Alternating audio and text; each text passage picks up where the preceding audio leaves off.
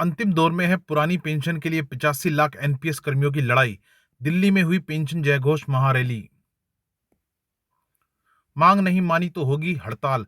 Railway के 96% कर्मचारी OPS लागू न करने की स्थिति में हड़ताल पर जाने के लिए तैयार। रक्षा विभाग सिविल के 4 लाख कर्मियों में से 97% कर्मी हड़ताल के पक्ष में। ज्वाइंट फोरम की बैठक में हड़ताल पर जाने के लिए निर्धारित तिथि की घोषणा पर चर्चा होगी। तो साथियों, खबर को विस्तार से जानते हैं। पुरानी पेंशन बहाली की लड़ाई अब अंतिम दौर की तरफ बढ़ रही है। अगर सरकार कर्मचारियों की इस मांग को नहीं मानती तो उस स्थिति में अनिश्चितकाल हड़ताल हो सकती है। पुरानी पेंशन के मुद्दे पर केंद्र और राज्यों के सरकारी कर्मचारी अब एकजुट होकर आंदोलन कर रहे हैं। दिल्ली के रामलीला मैदान में पुरानी पेंशन बहाली की मांग को लेकर 3 रैलियां हो चुकी हैं। अब इस कड़ी में रविवार को दिल्ली के जंतर मंतर पर national mission for old pension scheme Bharat के बैनर तले पेंशन जय महाघोष रैली आयोजित की गई।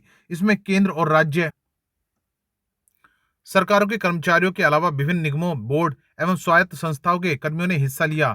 All India NPS employees federation के राष्ट्रीय अध्यक्ष डॉक्टर मंजीत पटेल ने कहा, सरकार को 2024 में गारंटीकृत पेंशन पुरानी पेंशन बहाल करनी होगी।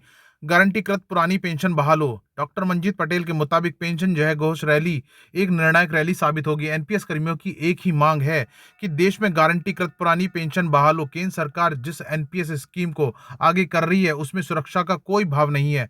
इसके अलावा यह योजना गारंटीकृत भी नहीं है। एनपीएस तो बाजार पर आधारित एक स्कीम है। बाजार की स्थिति से भी सभी अवगत हैं। इसमें डीए डीआर के अनुपात में बढ़ोतरी नहीं होगी। पेंशन जय घोष महारैली के जरिए सरकारी कर्मियों की एक मांग है कि पहले वाली गारंटीकृत पुरानी पेंशन व्यवस्था लागू की जाए। आंदोलन के चलते सरकार दबाव में है। केंद्र सरकार को कर्मियों की यह मांग पूरी करनी पड़ेगी। सरकार ने इसके लिए एक कमेटी बनाई है। पेंशन व्यवस्था में कुछ बदलाव भी किए जा रहे हैं। हालांकि सरकारी कर्मियों को पुरानी पेंशन योजना की बहाली से कम कुछ भी मंजूर नहीं है। पदाधिकारियों के ने कहा, कर्मियों के आंदोलन के चलते सरकार दबाव में है। संभव है कि 2024 में सभी सरकारी कर्मियों के लिए ओपीएस लागू हो जाएगी। देश में लगभग 85 लाख कर्मी एनपीएस में शामिल हैं। इसमें से 30 लाख केंद्र सरकार के कर्मचारी हैं। बाकी संख्या राज्य सरकारों के कर्मियों की है। बतौर डॉक्टर मंजीत पटेल, उन्हें उम्मीद है कि नववर्ष में गारंटीकृत पुरानी पेंशन की सौगात मिलेगी। चुनाव में बड़े उलटफेर की बात बता दें कि नई दिल्ली के रामलीला मैदान में 10 अगस्त को केंद्र सरकार के कर्मियों की पहली रैली हुई थी। इसमें कई राज्यों के कर्मचारी संगठनों ने भी शिरकत की थी। ओपीएस के लिए गठित national joint council of action की संचालन समिति के राष्ट्रीय संयोजक एवं स्टाफ साइट की राष्ट्रीय परिषद जेसीएम के सचिव शिव गोपाल मिश्रा ने रैली में कहा था, लोकसभा चुनाव से पहले पुरानी पेंशन लागू नहीं होती तो भाजपा को उसका खामियाजा भुगतना पड़ेगा। कर्मियों, पेंशनरों और उनके रिश्तेदारों को मिलाकर यह संख्या 10 करोड़ के पार चली जाती है। चुनाव में बड़ा उलटफेर करने के लिए यह संख्या निर्णायक।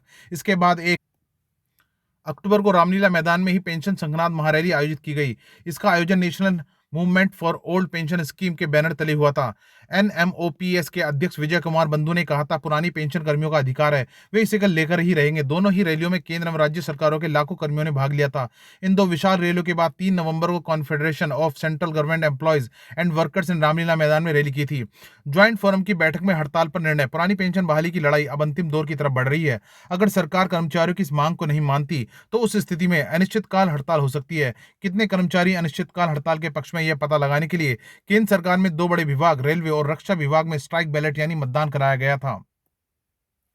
ओपीएस के लिए गठित national joint council of action की संचालन समिति के राष्ट्रीय संयोजक एवं स्टाफ साइट की राष्ट्रीय परिषद जेसीएम के सचिव शिव गोपाल मिश्रा ने कहा, अब स्ट्राइक बैलेट का नतीजा आ गया है। रेलवे की 11 लाख कर्मियों में से 96% कर्मचारी ओपीएस लागू न करने की स्थिति में अनिश्चितकाल हड़ताल पर जाने के लिए तैयार है। इसके अलावा रक्षा विभाग के 4 लाख कर्मियों में से 97% कर्मी हड़ताल के पक्ष में। अब ज्वाइंट फोरम की बैठक में अनिश्चितकाल हड़ताल पर जाने के लिए निर्धारित तिथि की घोषणा पर चर्चा होगी।